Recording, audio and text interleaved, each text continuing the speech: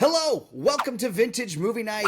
That's Ryan, I'm Joe, and tonight we're doing something that I have been pretty excited about.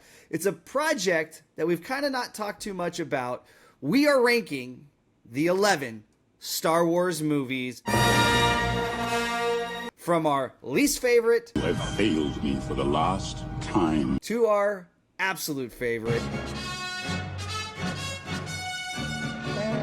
Now, we sat down independently of each other and we watched these movies. And I know people are probably asking right now, all 7 of you are probably asking, wait, why didn't you record them and watch them with us? Well, because Ryan and I had seen all the movies.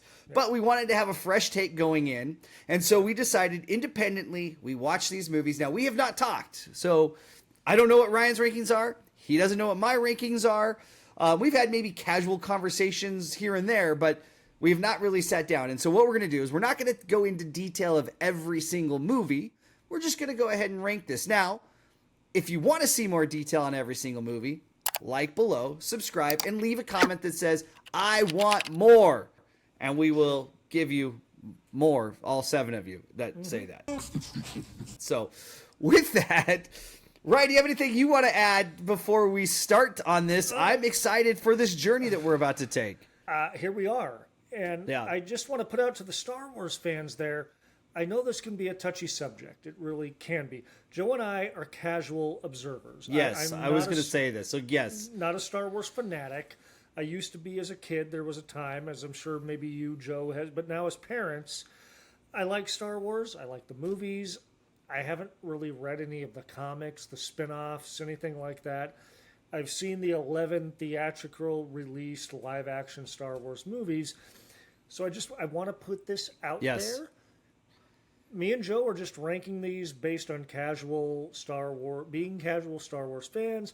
We are well aware that our opinions don't matter. But then again, neither does yours. So here's I'm gonna add to that before you upset the whole Star Wars fandom, right?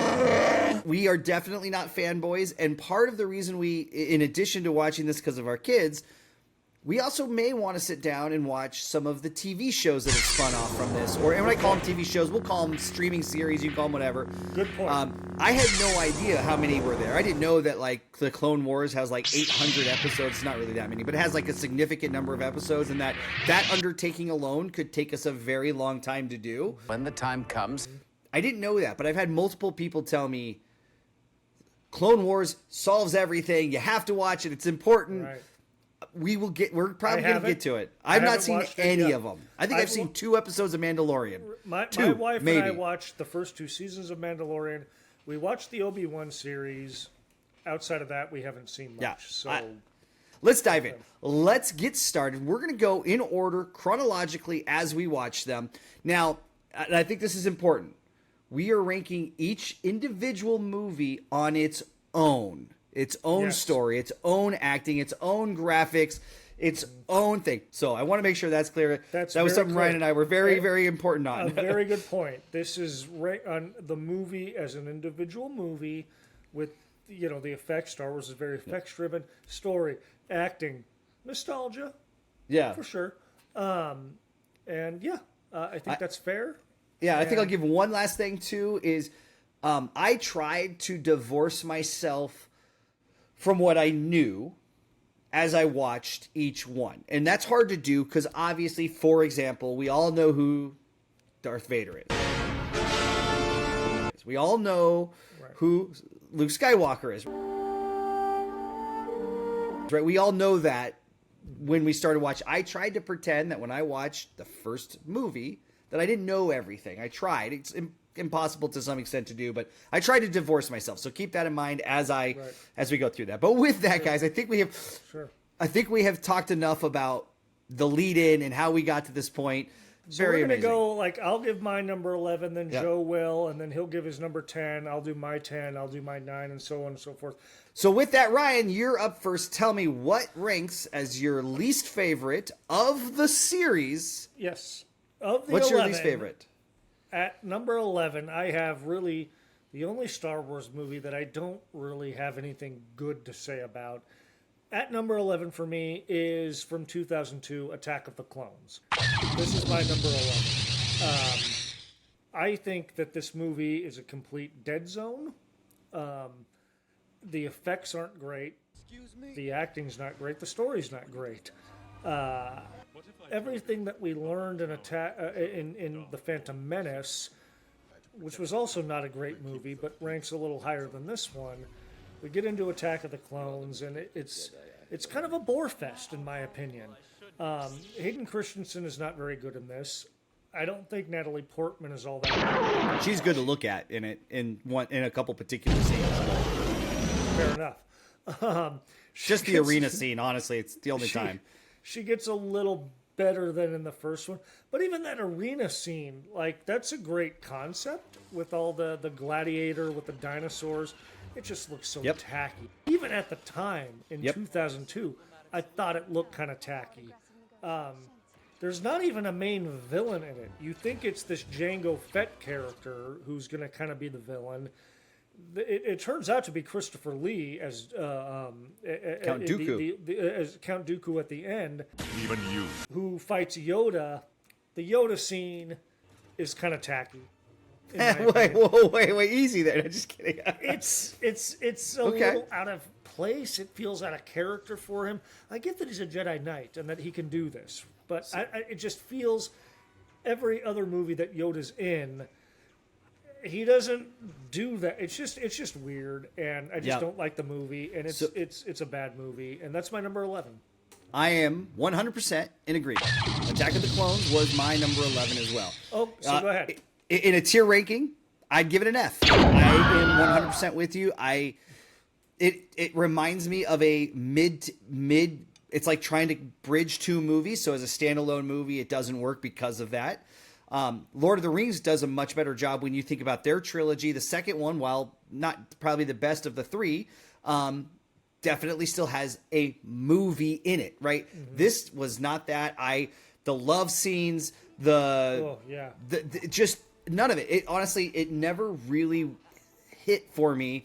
And so it was, for me, probably one of my least favorites. So Attack of the Clones had a budget of $115 million.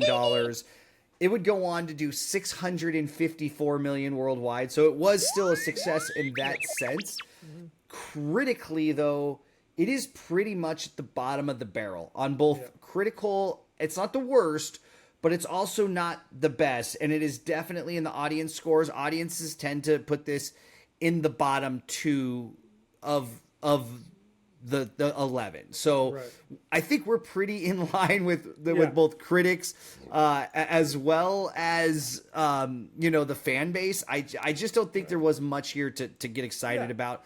The Yoda scene is the only thing that I liked it, and in the next movie we're going to get to, there's a reason why it's only one spot ahead of this one, and it's one of the fight scenes. You like the Yoda scene? I think it's better. It's better than the arena scene or when the clones arrive, and the Count Dooku never did anything for me. He's not a good villain. Yeah, he's not. This is a serious question. Are we supposed to not know that Senator Palpatine is the Sith Lord, or is that something we're not supposed to know in this? I would question that even in the Phantom Menace, because you gotta know, right? Like you know, but I don't know. Yeah, comment. Leave a comment. Are we? Is that supposed to? Is that supposed? I totally knew, like, from the first 10 minutes of Phantom Menace, I felt like, maybe, that's the bad guy. Are Joe and I stupid? Maybe we're stupid. I don't know. Because I have the same question. Are we supposed to not know this? Yeah. It was really right there. So. And then can we just talk about the acting? Like, Hayden Christensen, he's just not good in this. No, he's just not good in this. Good. Ewan McGregor is the unsung hero. Shout out to him. He carries the movie. You were right about one thing. Not that far. He fails. God bless him. He tries, but he doesn't get very and Natalie far. Portman's cute, like you said. She's good to look, especially in the white jumpsuit in the arena scene. She's pretty in that. I think that's when she looks really. Lady. She gets better as the series goes along, but like. I get Ewan McGregor is like the first build. He's Obi-Wan. We're kind of sort of seeing it through his eyes. But like Darth Vader, Anakin Skywalker, is the focus, and he's not a good actor in this. I don't like sand. I have, and you'll see this in that first 3 trilogy, which I don't want to get too much into the trilogy, but I have a real, I have a real problem with the way they wrote Anakin Skywalker in the 3 movies. But we'll get to that as we go. So moving to number 10. 10, you're up. Yes. So moving to number 10 for me, this was essentially a tied with number 11. I mean, they're both D tier movies. Again, I don't have an F tier because I made an F tier movie. So D tier is where these belong. For me, number 10, it's the first movie in the whole series. It is The Phantom Menace. It's not a good movie. Jar Jar Binks brings absolutely nothing to it. Jar Jar Binks. The formula that they repeat in almost every single one of these 11 movies is the Federation's coming, the rebellion's fighting, something bad's going to happen.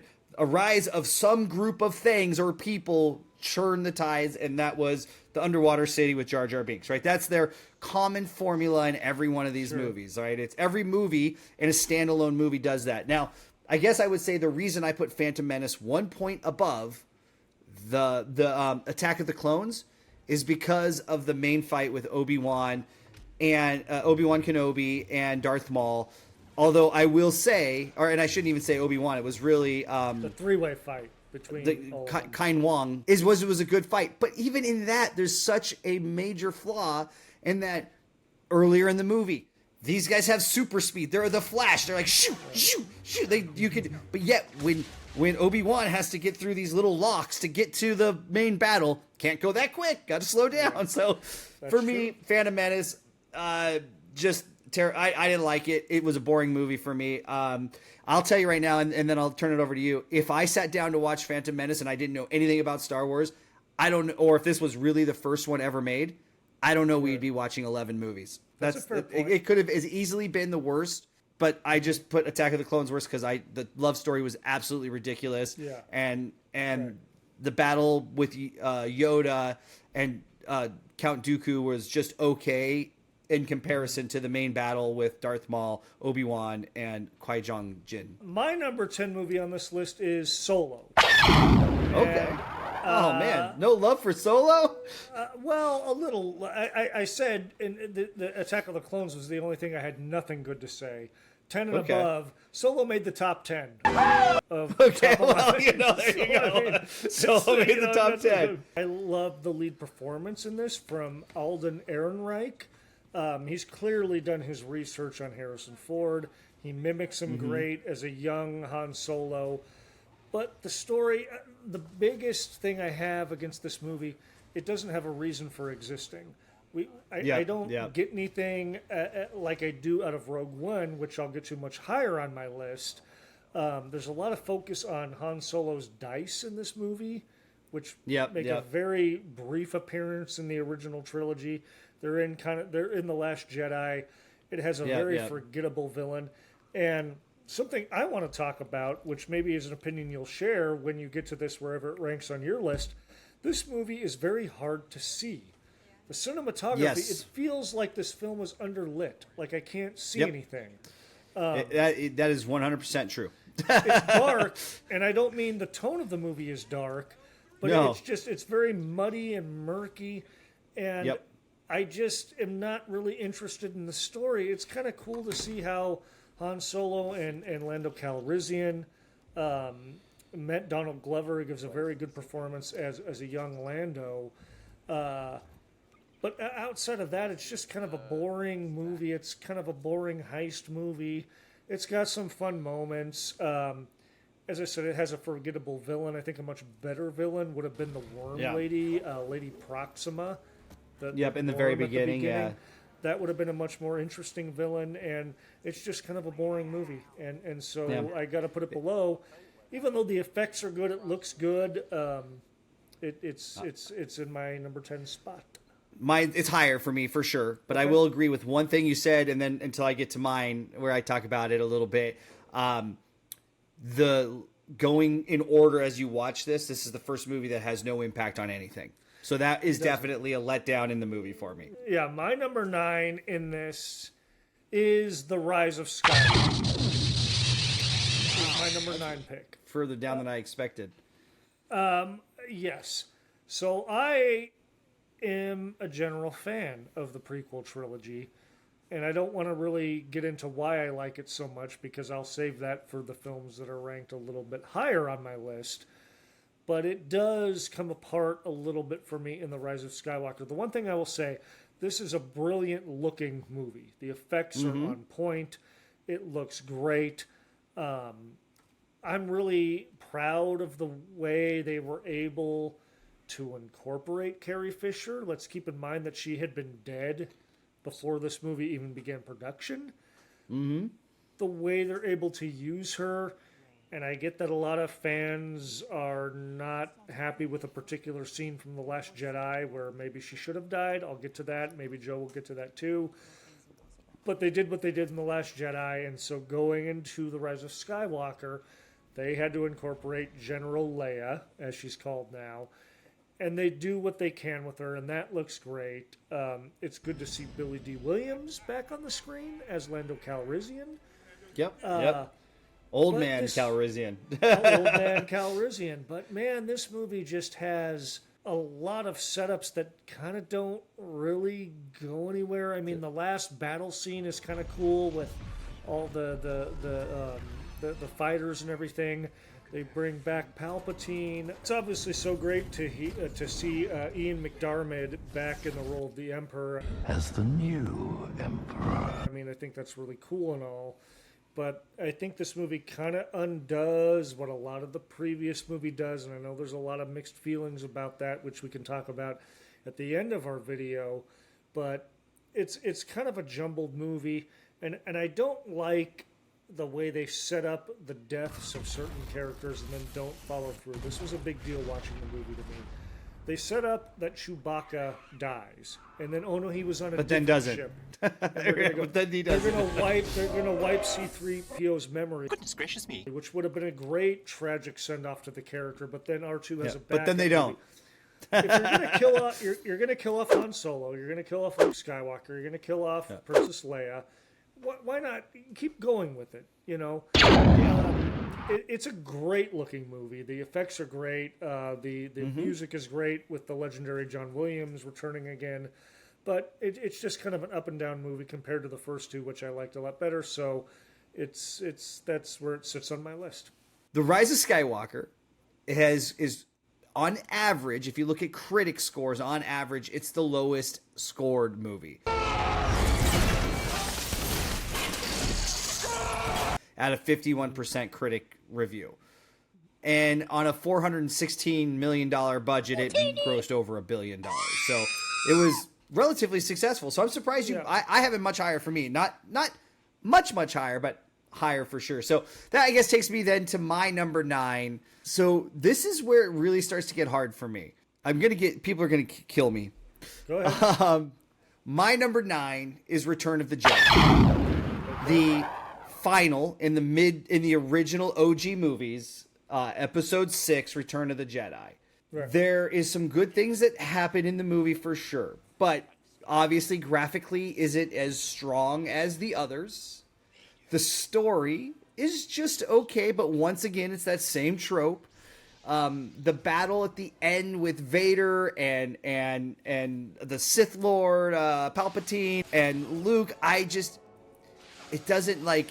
I never just could get my arms around it. And then, of course, there's the Ewoks, which I feel like were just introduced as these little furry bears to sell product. Merchandising. In fact, I think that's what Spaceballs was making fun of. And Spaceballs may have come out before that. Tell me in the movie. Guys, tell me below. Joe, you're an idiot. Spaceballs came out before that movie. You have no effing idea what you're talking about. C3, No, it was not. Just for me, it just wasn't that good. I think there's better movies that come from that. I think at the end of a trilogy, at the time, it was decent. I tried to take myself out of the nostalgia. And I have a buddy, and he knows who he is when I say I have a buddy. He's a big-time Star Wars guy. I know for certain he really despised the fact that they included Anakin Skywalker in what's on Disney Plus as a Force ghost at the end, right? That was an add-in. That wasn't there, So little things like that, I think make it, for me, it was okay. I mean, it was just okay. It's in the top 10, right? It's just not, for me, it just wasn't a movie. It's a C tier movie, to be honest, in my opinion. I think it has some opportunity to be better. Now, I do know that I'm crazy to some extent, although Return of the Jedi is considered critically, fans, one of the best, critically considered the best. It went from a $32 million budget. It made $475 million. I mean, it was a huge success, right? I have a weird take on movies. It's number 9 for me. Again, even as I say it, I'm like, did I screw this one up? It's number 9 on me. Tell me in the comments I'm an idiot. That means a movie like Solo was higher, just to put it in perspective. So, well, which makes me actually think I was wrong on this. I think I might have been a little bit wrong on this one now that I'm thinking about it, but whatever. Well, it is what it is. I put it number 9. That takes me to number 8, which would then be, for me, was Solo. And this is why I just said I think I was wrong. Solo probably should have been number 9, and Return of the Jedi should have been number 8. Solo for me, I really enjoyed watching it. I thought it was fun. Yeah, the bad guy was whatever, but Han Solo is such a great character. The main actor did a good job. The love interest that was there that you didn't expect to be there was good. And here's the only problem I have with her character. I don't know whatever happens to her and what she turns into. And I think the Clone Wars is going to talk about this. In Solo, I actually had to Google something because I was like, wait a minute, is that Darth Maul? Didn't we see him die? How is he even still alive? He's dead, but yet Darth Maul is in a hologram at the end. I had to Google it. A lot of it apparently is discovered in the Clone Wars, that there's a whole entire world that happens in the Clone Wars that we don't know in these movies or ever get to see. But I will say the biggest downside to Solo, it was hard to watch because it was so dark. And you mentioned this. I'm 100% concurring with you.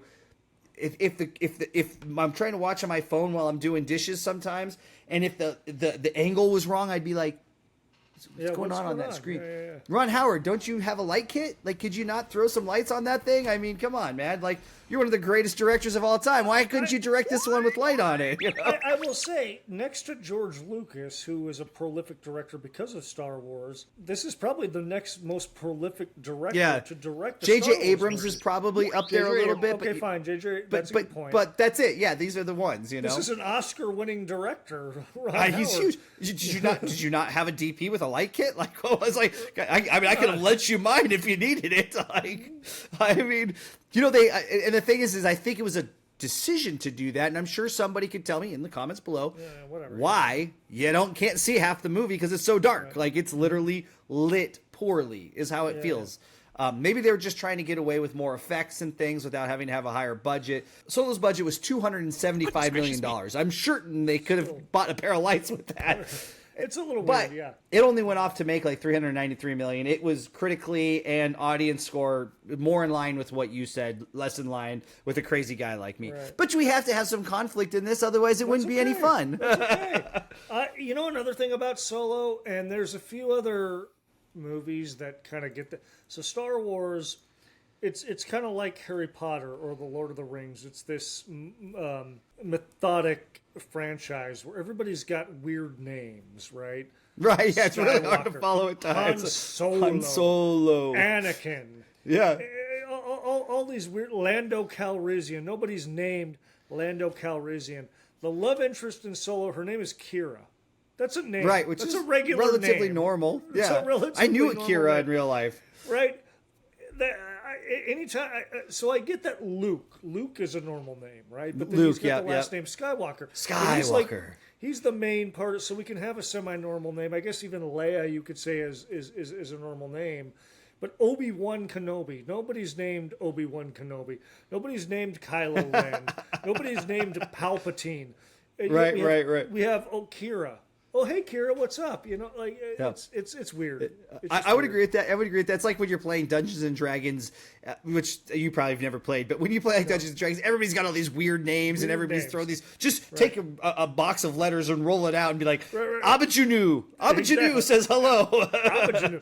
That would have been a better name. So Han Solo's love interest, Abajunu. Instead it's Kira. Right. And it's kind of weird. Anyway, whatever. Yeah, that's all right. So, look, I will admit that I'm probably wrong on Return of the Jedi. and that Solo, that it's probably a slap in the face of Return of the Jedi to put it below Solo. So I apologize to you guys. I'm sorry I hurt somebody's feelings. All right. My number 8, I'm going to pick up on what Joe said. My number 8 is The Phantom Menace. Wow, way up there, huh? It's number 8. I see what you're saying. It's still kind of boring, and maybe I'm a nostalgia guy, as you'll see as my list gets higher. Man, going into 1999, man, there was so much anticipation for this movie. I remember the trailer. I remember, oh my God, we're going to get a Star Wars movie. It is very interesting to see where this story begins. It was the first movie to gross $1 billion, so... and that says something. It's not a great movie. It is very sluggish. Jar Jar Binks is a terrible character. He's a Sith Lord, apparently, if you ask some people. I don't know the whole story to that, but apparently he's a Sith Lord, so... Conspiracy theory. I can explain. I think I can explain why, but... I'm trying to rank this, again, as an individual movie. Like, the mystery of, like, where did this whole saga start? And it's kind of interesting to see it. It's interesting to see a young... Oh, this is Obi-Wan as a student, as a tutor. Yep. But I agree, like the story, it's not that it doesn't go anywhere. Again, we'll talk about the actual trilogy when the movie's over. Like, it goes somewhere, but man, it's really slow.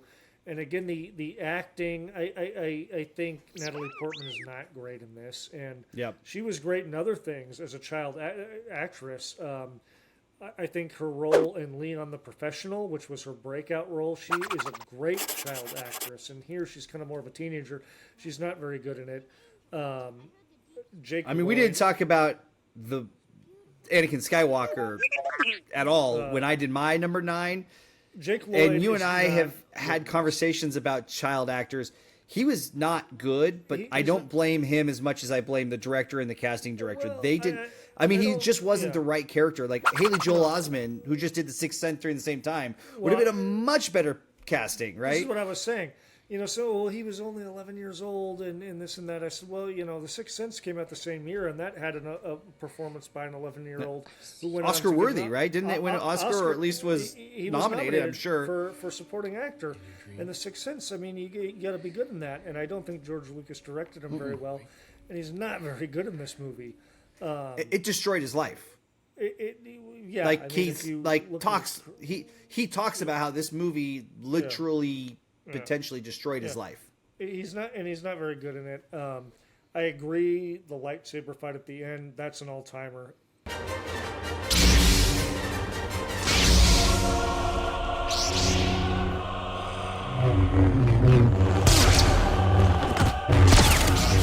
It's amazing. Yeah. One thing you didn't mention that maybe gets it a little bit of a higher ranking on my list. I love the pod racing scene. Sequence. It was a little long for me, but it was pretty good. Yeah, I like that, and I like the mystery of this movie and the start of the story. It gets at points for me. And really, the last 3 were a close call. When I go Solo, Rise of Skywalker, Phantom Menace, it's all very close. Well, you guys are all wrong. It's number 10. Clearly, I'm wrong with the Return of the Jedi. I will admit when I'm wrong. We could be wrong. Maybe I'm wrong. Yeah. No, you know what? Phantom Menace, it was the first one that grossed $1 billion. It had a budget of $115 million. I do think that one of the problems with Phantom Menace, unfortunately, is the hype going into it was off the charts, right? Oh, yeah. And when it was a very sterile. Again, my buddy who has he didn't make me, but he had me sit down and watch multiple hours of reviews of the prequels. They are very sterile. It's all blue screen, not even green screen, right? This is all blue screen. None of the environments are real. They're walking there was in one of the videos he made me watch. It's like, quick, we need to go do this. And then they slowly walk off scene, like they're not even in a hurry. It's just like, that was what was happening in that movie. So you're wrong. I'm wrong about The Last Jedi. We'll admit we'll both take black eyes on that one. But I'm going to go at number 7, The Force Awakens. Wow. You and I are way off on this movie. Well, I like this We're in a different world on this one. Okay. I like The Force Awakens.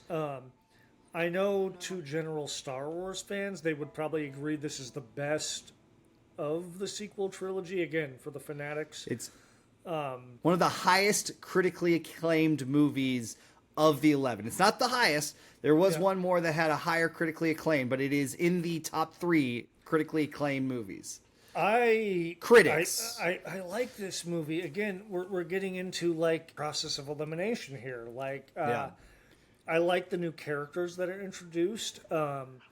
This came along at a time where we were starting to see this sort of legacy sequel thing as it would become with Ghostbusters, Top Gun, Maverick, and so on and so forth, where we would see the original characters in supporting roles.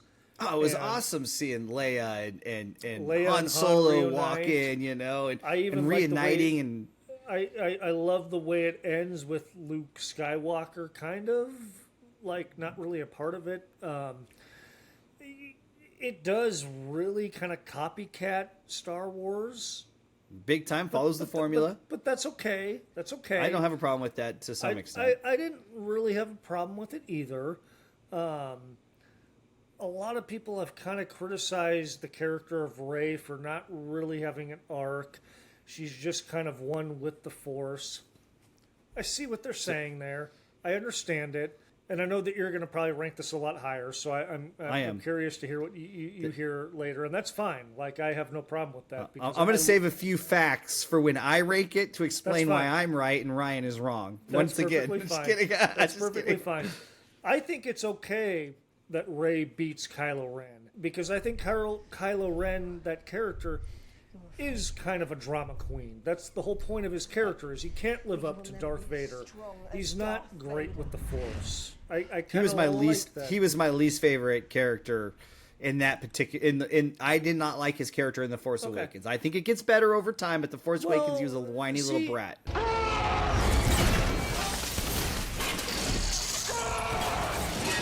Yeah, And that's but partly maybe by plan, like you said, because I think it's okay because he's not supposed to be Darth Vader. He's trying to live up to his father's expectations and everything. I mean, and Snoke even says, "I'm going to finish his training now," so he's not even done. You know, like I think there's a lot of good lead-ins to this that, again, don't really go anywhere. I like the character of Maz, the little orange alien in the cantina scene. yes, Rey Maz was great. Maz is a good character. And what a great concept of a stormtrooper turning. Like, because those were all clones originally, and then they added a line saying, you know, well, we've been training these ones since birth. They're not clones because some of us clones are better, and you know, like that's really good too. I think it's a very great little interesting. concept. I think it's interesting that he comes from that kind of background, but then he has no problem killing stormtroopers. I think they could have done a little bit more with that. Like, yep, for sure, they could have put a little bit more conflict into it. I think in the scene where they go into the cantina and then it gets attacked, and that fight scene outside the cantina, where he fights that random stormtrooper, I think that should have been the general in the gray suit. Whatever her, I can't remember her name. I know who you're talking about, but I think that should have been against her, and that Finn should have gotten his ass kicked and barely walked away with his life. That would have been a much better arc, you know, to come back to. So it's not a perfect movie, but it's very enjoyable, and I like the movie. I like the effects. It's a great return to form after the prequel trilogy, which was all green screen. This is practical effects. Again, I'm saying this is process of elimination here. I like the movie. Well, your process elimination was wrong. All right, so get your spears out and your fire and what's the when the mob comes around, you know, get your what's the thing with the hooks and the 3 little points and the pitchforks. Pitchforks. Get your pitchforks out because you guys are not going to like this one. All right, I'm just telling you now. You're number 7. Number 7, I'm going to go with the original, the OG, the first movie ever, New Hope. I know. I actually, standalone movie, don't think the story is that compelling. Take the nostalgia out. Take out the love of the fact that this generated an entire world that we're watching today, right? The fact that we're even sitting here is because of The New Hope. We're as Ryan says, we're in the it's just a matter of elimination at this point. No. This was not the best in my opinion. Okay. I liked a lot of the other movies better. Okay. This one was fine. The graphics, of course, it was an older movie, so it definitely it's sluggish in places.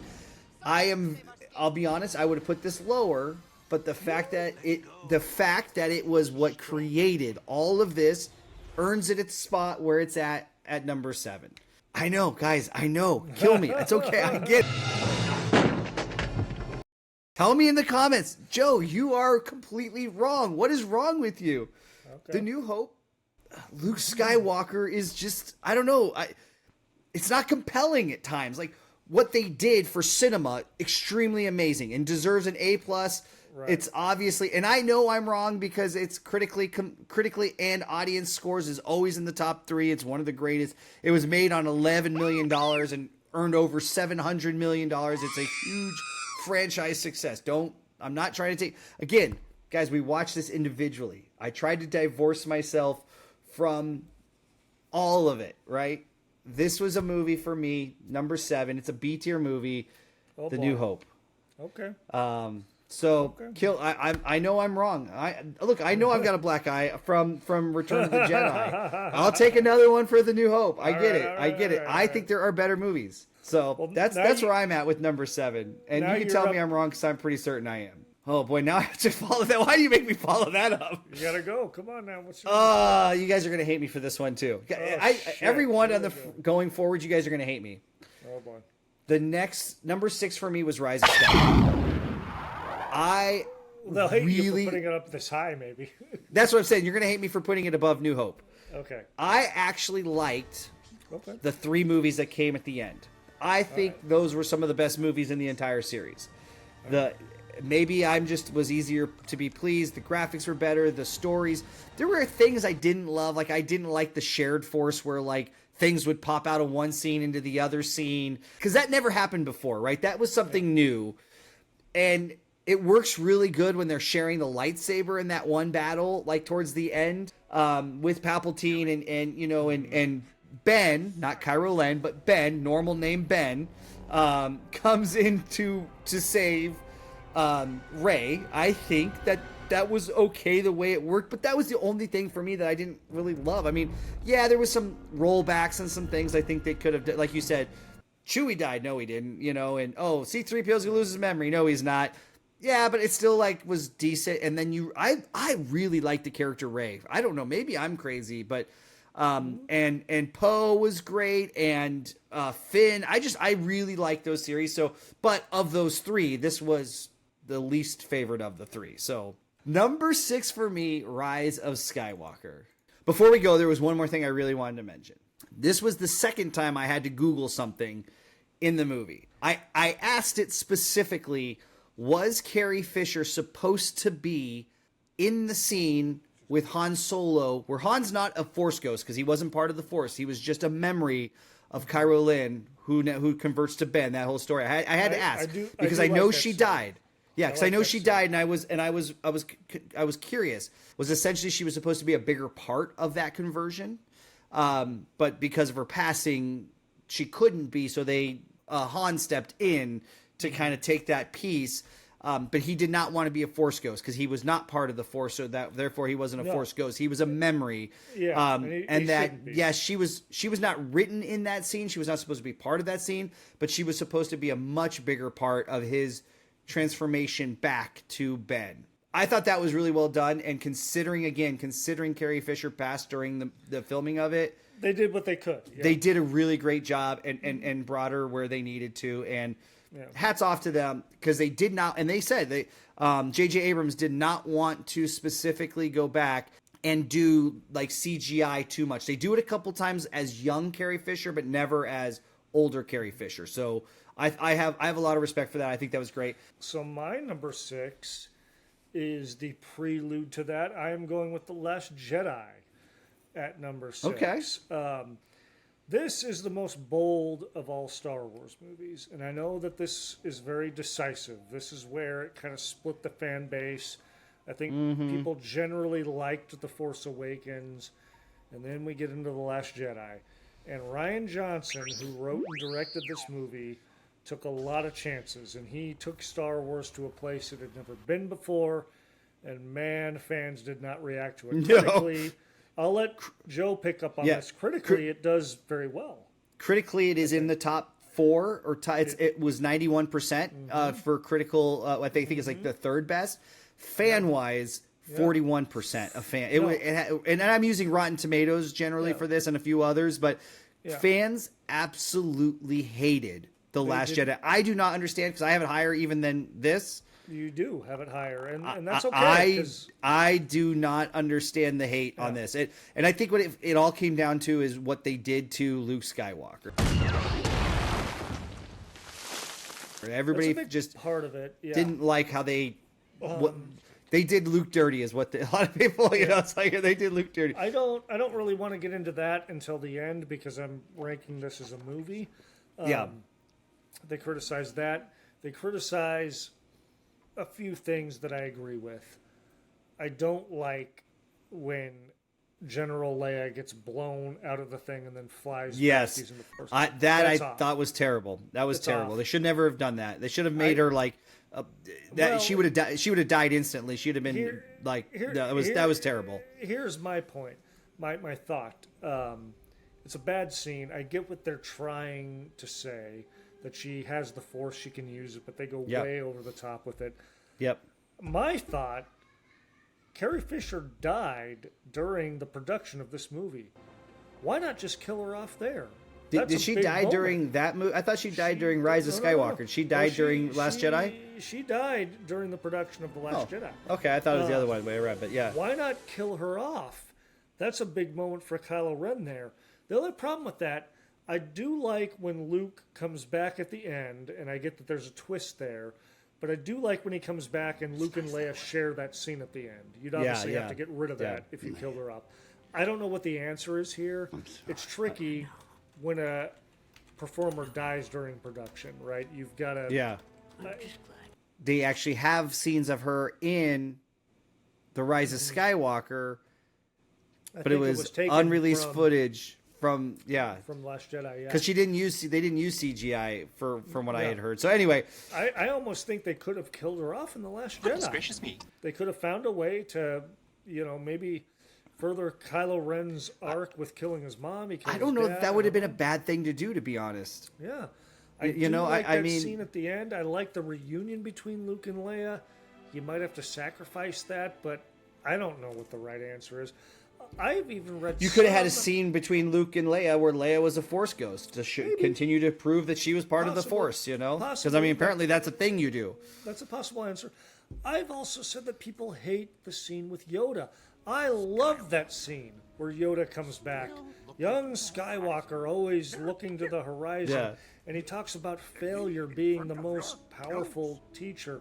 Love the Yoda scene about it. I love that it kind of gets into what the Force actually is, which a lot of other Star Wars movies don't do that. This movie kind of tries to do that. And of course you get the little birds with the flappy and the screaming, like they're cute. A lot of people have criticized the lady with the purple hair who takes. Oh yeah, the general who comes. They don't like that, and I get that. Whatever. She did sacrifice herself for the rebellion at the end of the day, but I get, like, people have criticized. Well, you can't do that with light speed. You can't. That's not what light speed is meant for. We can't fly at light speed, so whatever. I don't care. That's a cool move. I don't care if it matches up with what light speed is to fly it into. I think that's kind of a cool thing. Guys, light speed doesn't exist. I mean, speed, the speed of light exists, but we do not travel at the speed of light. So who's to say what can and can't be done at the speed of light? I'm going to follow up with Joe because I do think that you are right. A lot of people criticize they did Luke Skywalker wrong. I'm here to say to all the Star Wars fanatics, Luke Skywalker is not a real person. He's not. Yes, he's right. He's made up. He's like Pinocchio, the boogeyman, Mother Goose, shit like that. You're really like upsetting people now, aren't you? He's make believe. He doesn't exist. I think our subscribe count just dropped one. Maybe it did. Anyway, I know Joe probably has this ranked higher. I applaud that. I have it at number 6, but I like. I do have it a little bit higher than that. I like The Last Jedi. So that takes us to number 5. Well, I'll just go next. That takes us to number 5. Go ahead. So for me, number 5 is Revenge of the Sith. And I like that movie, even though I have some real critiques on Anakin Skywalker and the way, I'm not even talking about the way he was acted, just the way the writing is. Yeah. And I, for one, when you watch the first, second, and third movie, if you try to divorce yourself from knowing he's Darth Vader, he's not written he's written flat. There is no arc. He was written as he was going to become Darth Vader from the first one. Like, that was like, it was a known fact he was going to become Darth Vader, because of course he was. But you could have written it like there was still some question marks for young audiences who had never seen any of this. Will he become Darth Vader? So for me, I never liked the way he was written, but I thought The Revenge of the Sith was the first of the movies that really came back and did something better. Now, this is a middle-of-the-road movie. Critics are, 79%. Audiences are generally pretty tough on it at 66%. I mean, it had a $113 million budget, and it made $868 million. I mean, it did very well, right? But I thought that this was a really good movie, just finalizing that story. Now, I still think there's some question marks as to why Anakin Skywalker does what he does. I think he changes too quickly and he flips too early. Again, I was told Clone Wars actually talks about some of those gaps and fills in some of the story. It's not just the death of his mother and feeling that, Samuel Jackson's talking down to him, and, like there are actual other things that happen. I liked Revenge of the Sith. I put it at number 5. For me, it's a decent movie. It's the first A-tier movie in Star Wars, in my opinion. That's where I'm putting it. A-tier, number 5, Revenge of the Sith. Which you haven't mentioned Revenge of the Sith yet. So either you're at number 5 or you even have it higher than I do, which would be, I think, crazy, but let's find out right now. So my number 5 is the other spinoff. I have Rogue One at number 5. Rogue One's a good movie. I liked Rogue One. This was a hell of a movie. It really was. And it's funny that this comes before A New Hope, but I think you need to watch A New Hope to appreciate this more. I could agree with what you're saying there. You need to know, because there's a lot of talk in A New Hope that many people died to bring us these plans and everything. And unlike Solo, I'm very interested in the story, even though these are people. And keep in mind, Solo has a lead character who we're supposed to be familiar with. A New Hope has these characters who we've never met before. Yep, they all die. And spoiler alert. Spoiler alert. And yet you're kind of like, okay, what's it? And then the lead up, but the all-star of this movie is the ending, right? That ending movie with Darth Vader, and it leads right into it. Literally takes place minutes before A New Hope starts. That is so great. Where they're rushing the plans out. They're rushing. Again, Darth Vader, you would think with his force he could just go, but whatever. And maybe one of the most brilliant uses of CGI, using CGI for a reason to recreate Carrie Fisher at the end, to recreate that was good. Grand Moff Tarkin, who Peter Cushing, who played him in the 1970s, he passed away of cancer in like 91. But they use it to make his face. That is a great use of CGI. I would agree. I would agree. And it's kind of noticeable if you're really looking, you can kind of tell. But like, come on, give the filmmakers credit. They're doing what they can here to tell the story. As you'll find out, Rogue One is one of my favorites. Okay. Well, we're at number 5 here, so I mean, it's got to be high up. It's still a couple away, so it's coming. Okay. But well, that's good. So Rogue One grossed $1 billion, so it's $1.059 billion on a budget of $232 million. Critically and audience scores are pretty much the same at about 84 to 87%. They're very right there, and it's in that 5-6 range for most audience and critics. So I think you're pretty in line so far. Ryan has been pretty in line with audiences and critics, even though with the exception of maybe one or two, like the Phantom Menace, which he was absolutely completely wrong on. And the other one that he was wrong on apparently is The Last Jedi, which I'm going to be even more wrong on because I still haven't gotten to it yet. So you haven't. I'm like, how high is The Last Jedi going to be?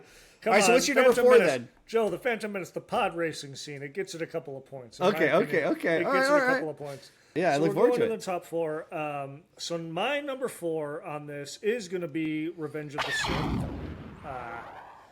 which is easily the best of this prequel trilogy. This is finally the one that gets it right, I think, as far as the prequel trilogy goes, with the first 2 being very lackluster. We finally get into the good stuff. You talked about this. It's not the best written movie. There's still a lot of bad acting from the lead actor with Hayden Christensen. He gets a little bit better in this one, I think. Yeah, but it's still not great. I think Ewan McGregor kind of carries this. I think Natalie Portman finally comes into her own. She's very good in this, and the story is very good. Yeah. And I think that audiences kind of see what they're finally hoping to see. Can we just get to him turning into Darth Vader, please, for the love of God? Even those early to mid-2000s special effects, they look a little better in this, don't they? A little bit. Yeah, they're still sterile, but they do look better. It's a little more clean. It's better. I don't understand the Wookiees. That's like a flaw in this movie because Chewbacca's in this. Oh, that's right. The Wookiees are in this, and the Wookiees are in this, and later we find out that Han Solo doesn't believe in the Force, yet his partner fought alongside the Jedi. Was best friends with Yoda. That doesn't really make sense, but whatever. It's okay because it's a good movie and it's entertaining. And the last hour of this movie is so good, and it's really dark, and it goes to a dark place. We don't see kids get killed, but they are killed off screen. Yeah. It goes into a. We should have seen it on screen. I'm just kidding. No. Well, yeah. Well, and that's and though even the story with Padme and when Obi-Wan tells him, and then they're in the final battle, and Luke's like, he's turning you against me. Like, there's such good moments there. Like, honestly, I thought those were great. I will say. I wish it had a better lead actor in those lead moments, but they're good. They're very good. I do think he shifted a little bit quick. Like, I think you had. This is the third movie, and all of a sudden, Palpatine's like really, Palpatine's involved. Oh, you're mine now. Okay, right. It doesn't take a lot of convincing. It feels like Palpatine do it. Okay, fine, I'm gonna do it. And Leia's not dead yet. She hasn't died, so there was still a chance. But anyway, I think it was a good one. I don't know. This is a very good movie. You and I are only off by one, so yeah. And that final lightsaber fight in the lava planet or whatever is pretty decent. Really good. I still don't understand the high ground thing. I have the high ground. Don't do it. I have the high ground. The hell does that mean? Well, he did a flip and he cut him in half. Like, I mean, you could go back to the Phantom Menace and Darth Maul has the high ground over Obi-Wan. No. He cuts him in half and it doesn't matter. So that's kind of a weird thing to say. Whatever. Yeah. He could have just said, instead of the high ground, he could have just said, Anakin, don't do it. I'm going to chop your legs off. That would have been better. I have some issues with the way they use the Force throughout the entirety of all 11 movies. None of it makes sense. And what I mean by that is, like, at times it's uber powerful, and then other times it doesn't exist. Like the Force does different things in each trilogy because the Force is not a real thing. It doesn't exist. So we've established that these people are not real. We've established that. Okay. You're number 4. Number 4 for me is The Last Jedi. I know audiences hate this movie. Look, I know they're not going to like you.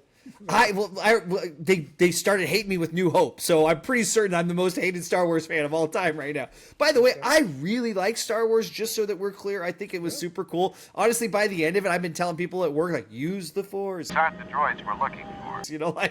I love it. I think it's a great series. But again, story by story, movie by movie, individually, divorcing yourself from everything you know. I thought The Last Jedi was pretty decent. Yes, they did Luke dirty. I get it. I know. They made him a little, like, he was about to kill Kylo Ren because he was scared, and Luke is not supposed to be scared. He's supposed to be the uber master. Also, he just happened to run away from everything because of fear. I know it wasn't great, but I thought it made for a good story. I liked him in it. He was a little bit whiny. I get it, but he was a little bit whiny in the New Hope. He was like super whiny. So like, I mean, it's not that far from his character, to be honest. Like, right. And that's what like the 41 only. I think 41% of people agree with me. It was a decent movie. You know? I put it at number 4. You have the blue and I have the red. I know. Well, it's because I am the Force. You are the Sith Lord. We know that.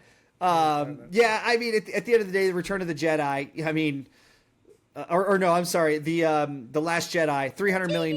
It grossed another $1 billion. I mean, it was a huge movie for them. The last 3 movies, all over $1 billion. So, I mean, fantastic, good movie. I really liked the last 3 movies. Not gonna lie, I the last 3 movies. Last Jedi, not as much as you, but I did like it. So for me, my number 3 movie is Rogue One. I loved Rogue One. I thought it was good. For a spin-off movie that has nothing to do but yet has everything to do. I thought it was a tremendous movie. I thought the acting was great. I thought the deaths of every character essentially at the end was so strong. I'm one with the Force. Be one with the Force. Be with me. You know, I'm one with the Force. The blind dude, freaking great. Loved it. The dude with the like I can't. Don't ask me actors' names. I'm never gonna get them. But all of that was so good. Rogue One, hands down, one of my favorite movies. I thought it was a great spinoff. The Rogue One did make $1 billion. It's considered pretty, like I think I already said, it's pretty middle of the line. But Rogue One, great movie. I actually really liked Rogue One. I thought it was really great. Rogue One was good. I ranked it a couple spots below you, but it was good. And for me, you know, we talk a lot of talk about the females in Star Wars, and that Rey is kind of not this controversial character. How dare they? Rey's beautiful. Rey has some flaws, but she's an okay character. For my money, Felicity Jones as Jyn Erso, she's a great female character in Star Wars. Yes, she did great. And her counterpart was phenomenal too. Which, if I didn't know he died, as Andor, and they made a whole series of him, Andor, which I've never watched. So I'm told by people who know Justin T. Bowler, I'm known by people who know that Andor is hands down one of the best TV shows there is out there, and it's a great. It's one of the best Star Wars shows, which I look forward to watching. We'll have to watch Andor. I've never seen it, but apparently he's a good character. From what I hear, he's great. Rogue One, number 3. I know I'm still getting hate from New Hope, but that's where I'm at now. They've probably already stopped watching the video based on your probably. We've probably got a few thumbs downs already. I'm going to go into number 3, and I mean, as you've probably guessed, I only have the original trilogy left to go off of. Is that it? Is that all you have left? I am a sucker for nostalgia. My number 3 is Return of the Jedi, which you ranked very number low. 9. Number 9. Oh God, Joe, come on. I'm probably a lot wrong. Of people, I get it. A lot of people criticize the Ewoks. I get it. I think at the time, it was a unique thing. You talk about selling merchandise. I don't know if that was as big a thing in the 80s. It was. They make fun of it in Spaceballs, like you said, which Spaceballs 2 coming up. Coming up. I can't wait. I'm excited. Haven't we watched? There was a trailer for it. There wasn't really, though. It was just words on a screen. Yeah, but I'm excited for it. And the Ewoks. The beginning kind of takes its time with Jabba the Hutt and everything, but there's so much lead into Jabba the Hutt with Star Wars, A New Hope, and The Empire Strikes Back that you're kind of curious, who is this Jabba the Hutt? And so we spend the first quarter of the movie. Reminds me of Splinter in Teenage Mutant Ninja Turtles. Just disgusting character. Big fat slug kind of guy. But it's really good. And it's not as good as the first 2, which, if you haven't guessed, are going to be higher up than this one on my list. But it's just such a great conclusion to the story. And I can imagine sitting in the audience in 1983, Luke defeats Darth Vader, and the Emperor dies. By the way, he was only called the Emperor in the original movie. for all you Last Jedi haters, who is Snook? Well, who is Palpatine? You never even found out in the original trilogy. He was just a guy called the Emperor, and he was the Emperor of the whole thing, and then he died, and we never found anything out about him. But I can imagine, go ahead. I would say, you know, one of the big issues with, and we probably better conversation at the end, but one of the big issues with Snoke, Palpatine, and Kylo Ren, there's only supposed to be two. That Yoda says it. There's only ever two. So when it comes to Sith Lords, there's two, never more, never less, always two. Well, but maybe yet they had that plan then for the there was three in these last movies. But I can remember watching Return of the Jedi. I watched, obviously this was a little before my time, so I watched all of them from my living room on the TV screen on VHS tape, and just being so memorized, like, oh my God, we're going to get to see what Darth Vader looks like. He's going to look like an alien. And then he was this cracked out white dude who like says a couple of lines. But I remember like being so anticipated, like, what is he? That's a great scene where he pulls off the mask. It's so powerful, I think. It's really, really good.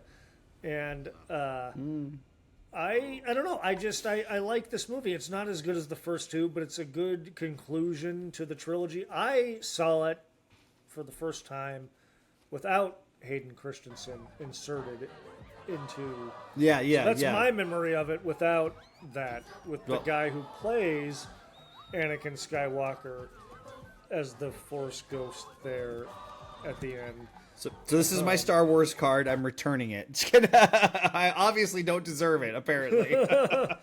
I like Return of the Jedi. It's a great movie, and it's not as good as the first two, which I'll talk about in a minute. Should I go to my number 2 now? Sure, we already know what it is. It is going to be A New Hope. Yep, I would have expected that. For me, which you ranked... Because that was, of the three, number... Remind me again where you ranked A New Hope. 7. You ranked A New Hope at number 7. So yes, which is in the top 10. So no one's watching this video at this point because they've clicked off of the video. No, they're just mad, just typing in the comments right now, being like, "You did that dude with no hair. He never stops talking. He's always drinking. That guy is no idea what he's talking about. Is he even a true fan? Are you kidding me?" You're not a true fan in the eyes of most of the people leaving the comments. I don't even know if I'm a true fan because I probably still rank The Last Jedi higher than most people would, but I'm more of a fan than you are, probably in their eyes. Apparently. It's because you just like old movies, like is what it comes down to. Like, okay, so A New Hope, this movie, it's you criticized it for being not thorough enough. Like, it doesn't explain. I like that about this. It's just so simple. I didn't know anything about it when my parents gave me this VHS. Watch Star Wars, and I sat in a beanbag in my mom's living room. What is Star Wars? I want to watch the thing, and it was just—it's so simple to follow, and it's easy, and it's weird, and it's so forgettable. I can't even remember where it was. I watched it the first time, but so forgettable for you that you can't even watch it.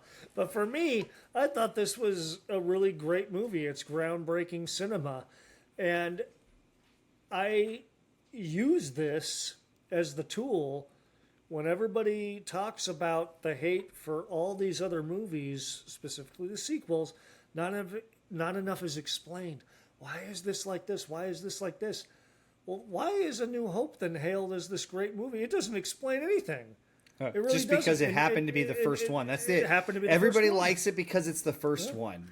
That's why everybody likes it. It's the first one. Maybe I'm going with the flow, but aren't we ranking this as an individual movie, not knowing anything else? That's what I did. That's what I did. I ranked it as a first-time go movie watcher. Like when I got to that movie, the graphics drop way off. If you had never seen anything before this, or watching this in the theater in 1977, you would be blown away by what you were seeing. Yeah, but I watched it in 2025. Why am I blown away now? First of all, you did not watch this for the first time in 2025. No, not for the first time, but I watch each one like I had watched it for the first time. No.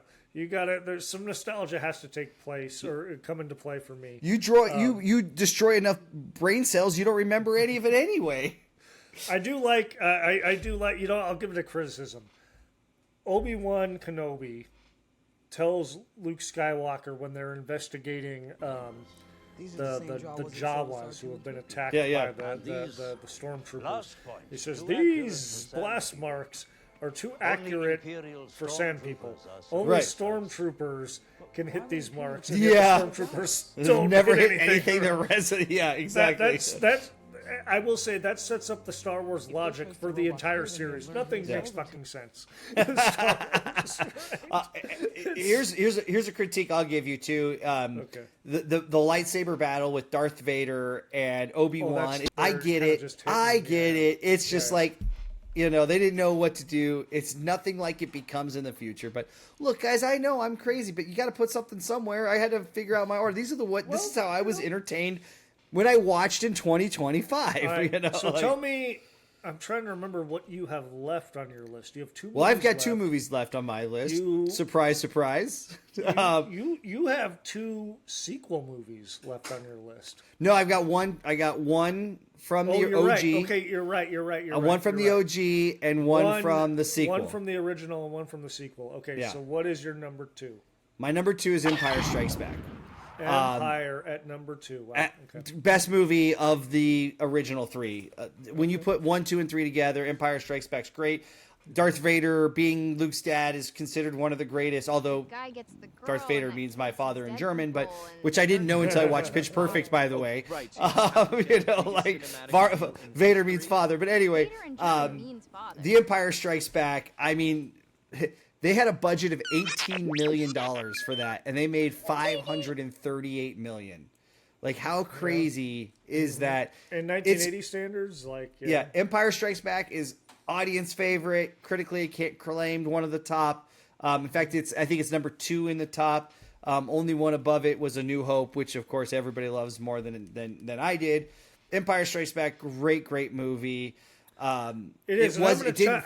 I'm gonna chime in here just because, and then I'll let you do. It's number 1 for me. So Okay, yeah, because we're going off of one of the- you were A New Hope and then that one, yeah. So- It's of the first three, it was me- the best of the two. I mean, Yeah. it had great scenes and great moments, and Yeah. it set up what I mean. It didn't feel like when you look at the prequels, it's not a bridge between 1 to 3 like the prequel had. No, Attack of the it's Clones not. was.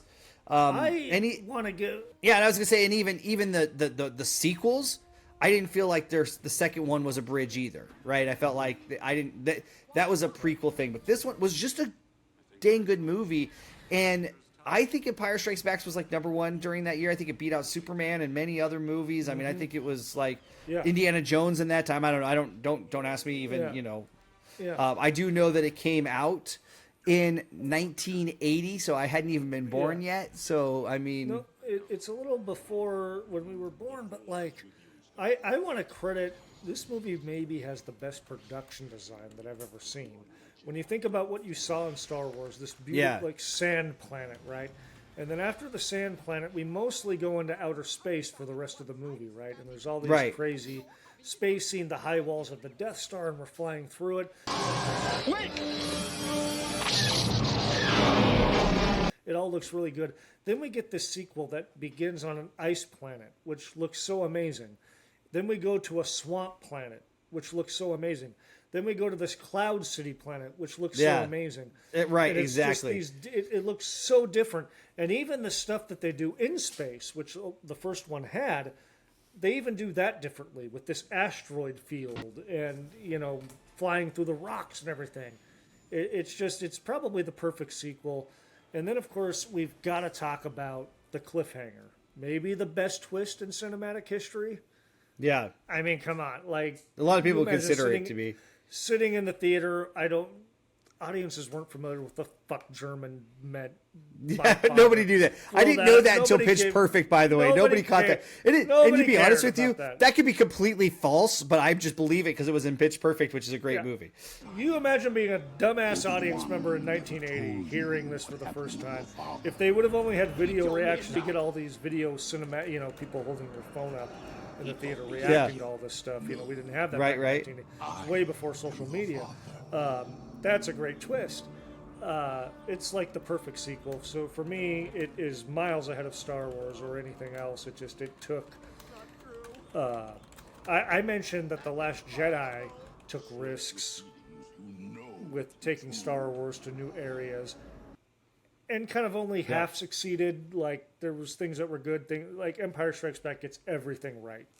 Yeah. So and it it's a great won. movie. It did win it won 2 Oscars, right? It won for best sound and special achievement award for visual effects. It was nominated for best art direction, That's what but did art not direction win. Yeah. But you look at like grossing, it was the number one grossing movie of 1980 by 400, like worldwide by like 400 million. You know, I mean, it was a huge Right. worldwide hit. So definitely the best. So I guess that leaves the last one for me, which would That be is- The Force Awakens. So that is my wife's favorite too. Well, she's smart. She knows that's well. I She mean, likes The she's married to you, Force so she can't be that smart. But for the most part, she's pretty smart. She likes The Force Awakens. I love The Force Awakens. You know what I thought? The Force Awakens. First off, The Force Awakens is the only movie that grossed $2 billion. So take that. sense. And it did $2 billion in the box office. It had a budget of $245 million. Critically, one of the top movies. Audience scores was a little bit less, but not by far. Definitely not in the top 4 or 5. I think you know the OG movies would have been the original, or are generally audience scored as the best. The one thing I will say about The Force Awakens that I really, really liked, J.J. Abrams made a really great art direction in this, and it was with the sound whenever the Force is being used. The Force has a heaviness, a gravity to it when they use it. In the original movies, there's nothing. But when he's like, and he grabs it, and it's like you hear it, you feel it. The Force is something that's alive in the movie. It's not just it's something that's there. And I thought they did it very well in The Force Awakens. I actually am a huge fan of Rey. I think she's gorgeous. There's a reason they made $2 billion. I think the idea of a stormtrooper, changing is a great idea. Poe, the pilot, was fun. I mean, I think it just sets up, and then you see all the original characters. I enjoyed it. And so we watched these chronologically, and you watch the first 3, and I was, okay, that one was pretty good. And then you go to Solo, which was like, okay.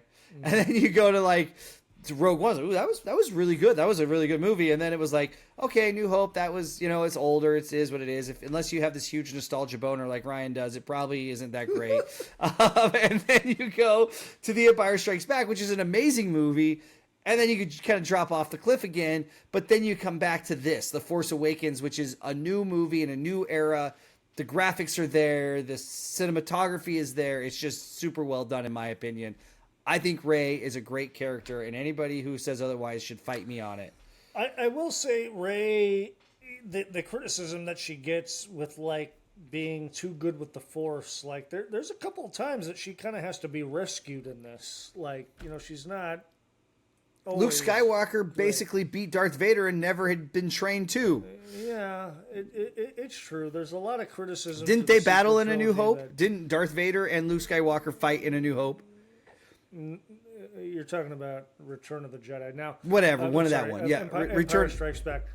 Empire Strikes Back. He'd barely been trained, and he handles I think himself the reason they criticize Rey, she doesn't have that moment where she just gets her ass kicked, like Luke Skywalker does. Yeah, Empire Strikes Back, Darth Vader fucks him up good. Yeah. And she doesn't really have that moment, so I get it.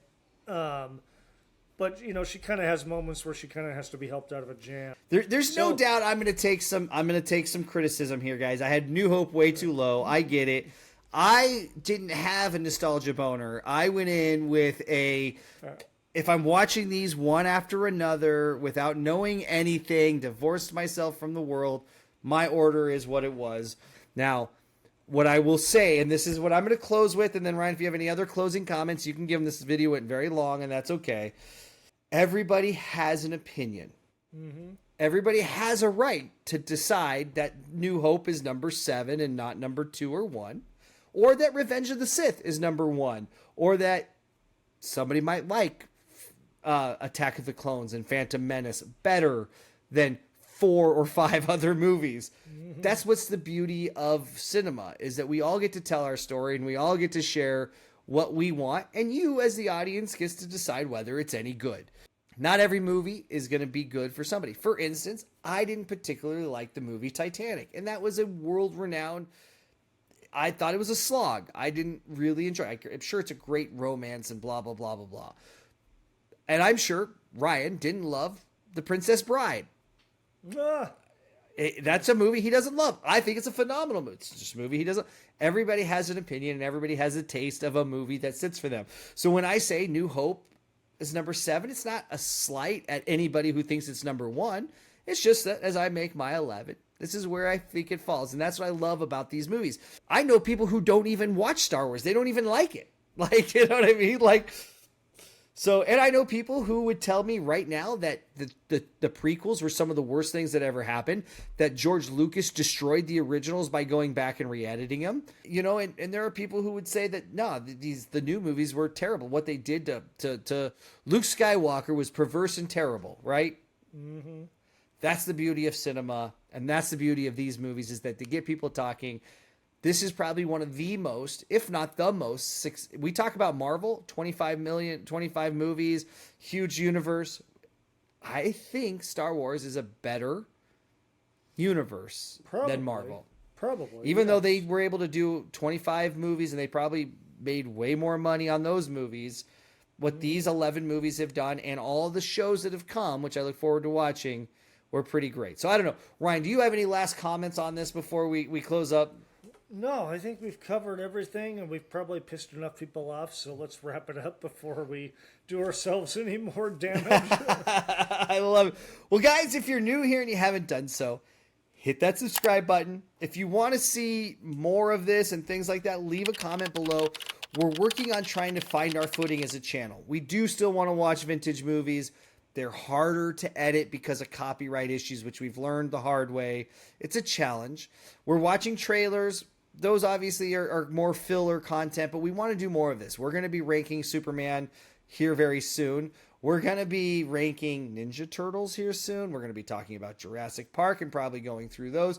Not all of this will be recorded, but some of it will be, and we'll go through that as we can. But until next time, we appreciate it. Hit the subscribe button, throw up those comments, tell everybody that Ryan is completely wrong about the Phantom Menace. Or which one did you put? I think it was the Phantom Menace. I don't know. I'm wrong about A New Hope. I will appreciate it. I will own it. But until next time. You're wrong about a lot of things. That is the truest statement of the century. But until again, next time, guys. Like I said, before you wrap up your until next time, Joe's opinion is irrelevant. My opinion is irrelevant. Yep. And to all you people leaving the comments, your opinion is irrelevant. It's a movie. But we still want to hear it. We still want to hear it. Leave it in the comment below. I still want to hear it. I want to hear it, but it's irrelevant. It is. And that's how you frustrate an audience in 3 seconds. No, but it's a true story. Very true story. Nobody who's commenting is any. They have no say on this. It's a movie franchise. Leave your comments. Tear us apart. It's okay. I want to hear it. But you're also as insignificant as we are. Yeah, it's a very true story. Very true story. I love it. Well, until next time, guys, I'm going to go drink my insignificant self away. Cheers.